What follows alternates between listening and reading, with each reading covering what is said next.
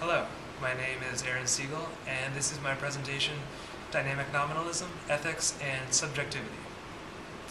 So today I'm going to discuss two models of subjectivation, or accounts of the ways in which individuals' subjectivity is formed. The two accounts at first appear incompatible, since one emphasizes determinism, whereas the other emphasizes the role of freedom that the individual has to determine his own subjectivity. However, upon closer analysis, the two models are quite compatible, and I will sketch a synthesis of the two views.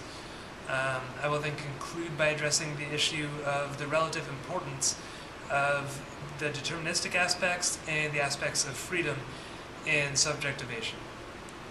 So the first model, the one that emphasizes determinism, is Ian Hacking's notion of dynamic nominalism. Dynamic nominalism basically states that reality is dependent upon the names or the categories that we use to describe it. Further, when a new category is created, there is also created a new space of possibility, which basically is a new possible way of being a person. So this account is rather deterministic in that the categories and the possibilities that are available to an individual are largely predetermined for him, and he has little to no control over those categories. In fact, Hacking argues the categories are created largely by two vectors, a vector from above and a vector from below. The vector from above represents a community of experts who classify others based on criteria of the expert's own choosing. This is quite deterministic in that the individuals to whom the categories apply have essentially no control over that category when this vector from above is influential upon the creation of the category. The vector from below, on the other hand, represents the people who are described by the category. So it may seem that when the vector from below is rather influential upon a category, that there is less determinism at play, that the individuals who form the vector from below have more freedom in the creation of the category. However, this is not really the case, since for any individual, even if he is part of this vector from below, the people who are described by a category, the category itself is largely predetermined for him. He has little to no control over the category. Rather, the entire community of people described by the category is influential. So, for instance, in the mid-19th century, the phenomenon of homosexuality, or sexual inversion, as it was called at the time, became an aspect of the psychiatric framework. Prior to the creation of the category of homosexuality, there were individuals who engaged in same-sex sexual behavior, who would then come to be classified as homosexuals. These people formed the vector from below. However, for any one of those individuals, the category of homosexuality was largely a given. It was socially predetermined, and he has little to no effect himself on the creation of the category. So in fact, both the vector from above and the vector from below act deterministically with respect to subjectivation. This determinism in dynamic nominalism is, however, limited in one respect by an individual's self-understanding. Although the aspects of a person that make a certain category applicable to him are often seen as innate or outside a person's control, such as with sexual identity or some psychiatric disorders, this does not mean that the individual understands himself in terms of this category.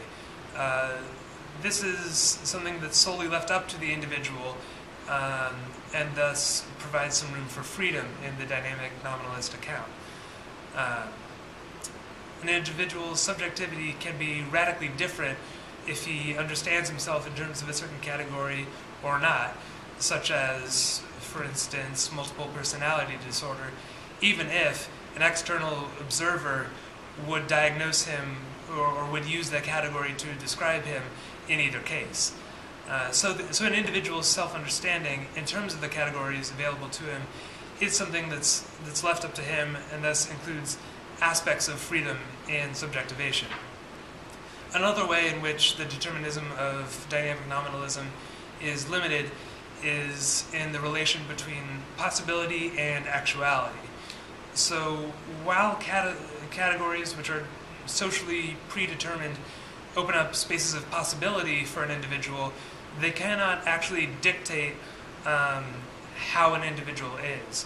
So when they were created, the categories of homosexuality or heterosexuality, of multiple personality disorder or schizophrenia, these became possible ways of being a person. However, these categories and these possibilities did not make any individual people be these ways. It is up to the individual to actualize the possibilities, and thereby the individual has a certain amount of freedom in determining his own subjectivity. So the dynamic nominalist account is largely deterministic, although this determinism is certainly limited in a couple respects.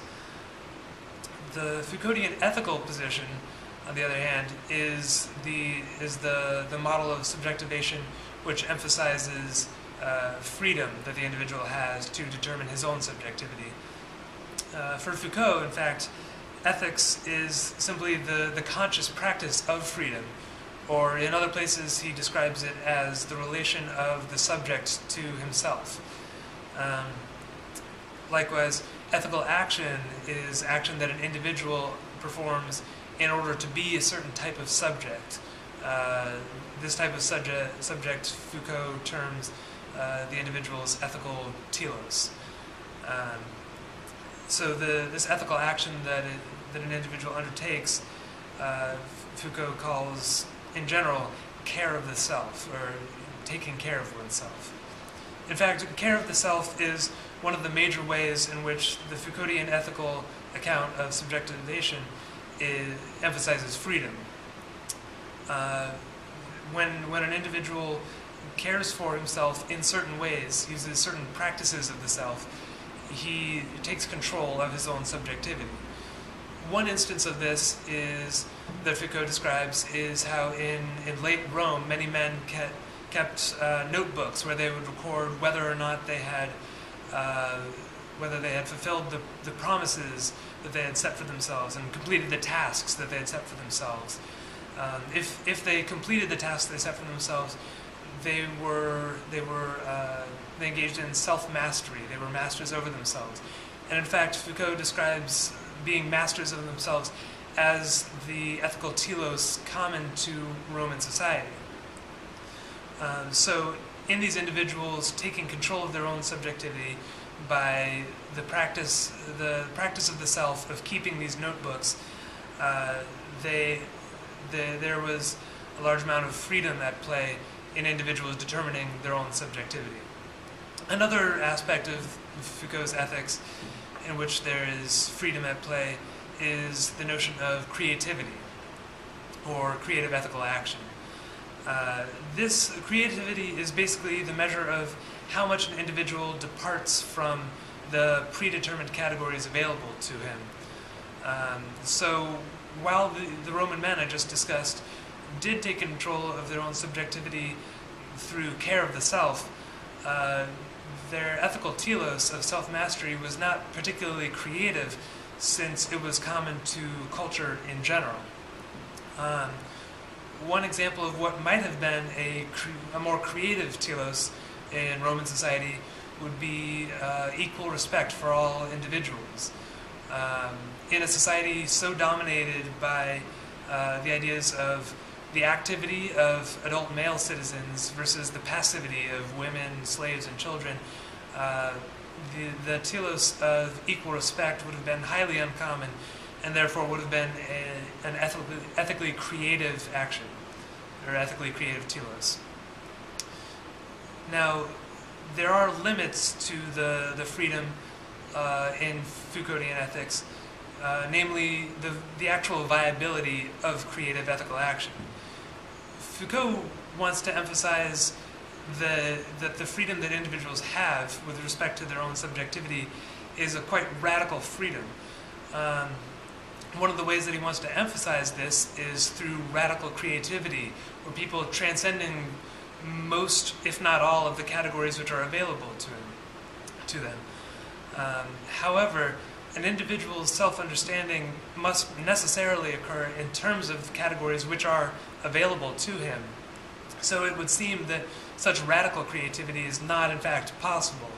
Instead, we might want to limit creativity to a more modest form of creativity where an individual transcends or does not rely on the common categories, ethical categories in a society, and instead uses more original or uncommon ones. However, the true radical creativity that Foucault seems to emphasize does not seem to be truly possible, so that does form one limit on the freedom in Foucauldian ethics. So what's clear from the preceding discussion of dynamic nominalism and Foucauldian ethics is that from the perspective of the individual subject, there are aspects of both determinism and freedom at play in determining his subjectivity. A couple questions remain. First, how much of an individual's subjectivation is up to determinism and how much is up to freedom? Second, does the ratio between these change over time? And third, are dynamic nominalism and Foucauldian ethics compatible? And if so, can a synthesis of the two positions help with answering the previous two questions? Well, I'll first discuss the compatibility of the two accounts, and I will argue that they are in fact quite compatible, both in their understandings of determinism and freedom at play in subjectivation. With determinism, both accounts stress that the categories which are available to a person are socially predetermined for him, and he has little to no control over those categories. We saw how hacking emphasized that. Foucault certainly agrees. He states that the practices of the self that an individual employs are taken from the culture he inhabits, and in many cases are in fact imposed upon him by his culture or society. So both accounts agree in the determinism at play in the categories which are available to an individual. On the freedom side of subjectivation, there's a great deal of overlap between, on the one hand, self-understanding in terms of social categories in dynamic nominalism, and care of the self according to an ethical telos in Foucauldian ethics. Similarly, in both accounts, the actualization of one's possibilities is the sole responsibility of an individual subject. So dynamic nominalism and Foucauldian ethics are quite compatible both on the determinism side and the freedom side of subjectivation. The synthesis of the two positions is something to the effect of an individual has certain categories available to him, and these categories open up spaces of possibility. These categories and spaces of possibility are predetermined, and he has little to no control over them. However, he does exercise freedom with respect to his subjectivation in his actualization of the possibilities available to him, and he is in fact the sole owner of the ability to actualize his possibilities. I will now address the issue of the relative importance of the aspects of determinism and freedom in subjectivation. It's clear that both the categorical spaces of possibility and the individual's actualization are necessary and essential aspects of subjectivation. However, it may be the case that one is far more influential upon an individual's subjectivity than the other. If deterministic categories held the majority of control over subjectivation, most individuals working with the same categories would actualize their possibilities in similar ways. And in fact, Foucault argues that in many circumstances this is the case. For instance, in late Rome, the ethical telos of self-mastery was common to the entire culture, and many Roman men actualized the possibility that the category of self-mastery opened up in similar ways through keeping the notebooks where they recorded their activities. This suggests that the socially constructed categories and the categorical possibilities play the main role in subjectivation. However, to rule out the possibility that categories and spaces of possibility are relatively unimportant, we would need to get into view what this would actually look like. For these categories to be relatively unimportant, it would seem that they would basically create a long list of modes of subjectivity, or a long list of various possibilities, and then an individual sort of observes the possibilities and chooses from among them via deliberation or something like that. But if an individual is truly free to pick from among the various possibilities in front of him by weighing his options, this doesn't seem to explain how or why there would be such large-scale homogeneity within cultures of modes of actualization. One potential explanation is that within a culture or society, many individuals share common interests or similar worldviews. However, this is in fact just to say that the socially predetermined categories are highly influential for individuals on their subjectivation. The categories which are created by societies are intimately tied to the shared interests and worldviews of the people who make up those societies. In a similar vein, Hacking argues that we are, as individuals, not only what we are, but also what we might have been. We are our possibilities in addition to our actualities.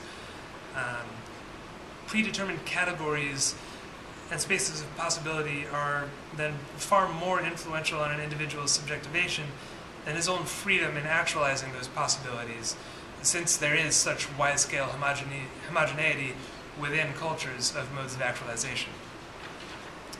The final issue I'm going to touch on is whether the influence on subjectivation of determinism and of freedom changes over time. One thought to this effect is that while there was great homogeneity in modes of actualization in, say, Roman culture, categories function quite differently today. We have many more categories, and people actualize their possibilities in far more diverse ways.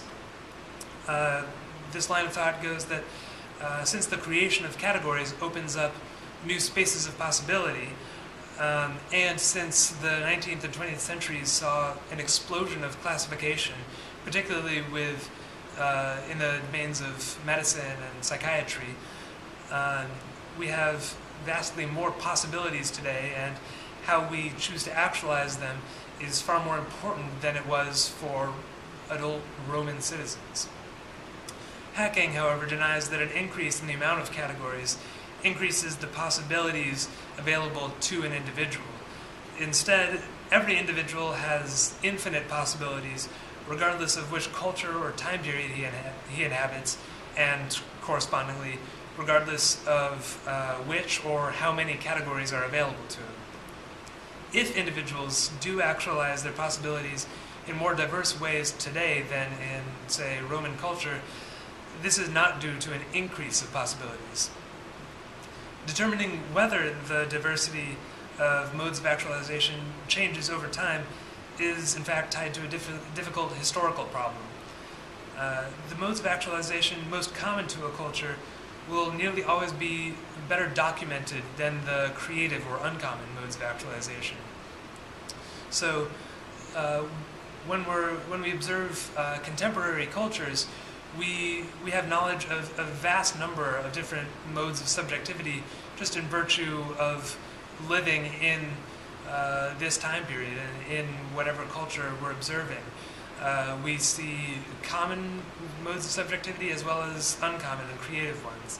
However, when we choose to look at older cultures, we must rely on historical documents to provide us with information. And these historical documents are rather unlikely to document the creative modes of subjectivity nearly as well as they do the common ones. So if the diversity of modes of actualization does not change over time, as the account of subjectivation that I have sketched suggests, the historical problem would account for the appearance of greater diversity in the present. So in summary, the two models of subjectivation, of dynamic nominalism and Foucauldian ethics, though they at first appear incompatible, are quite compatible in their positions on determinism and freedom in an individual's subjectivation. The synthesis of the two positions is basically that the socially predetermined categories available to an individual are highly influential upon his ultimate subjectivation. However, an individual does still have freedom in that his actualization of his possibilities is his sole responsibility. So the ultimate position does include aspects of both determinism and freedom in subjectivation. Thank you very much.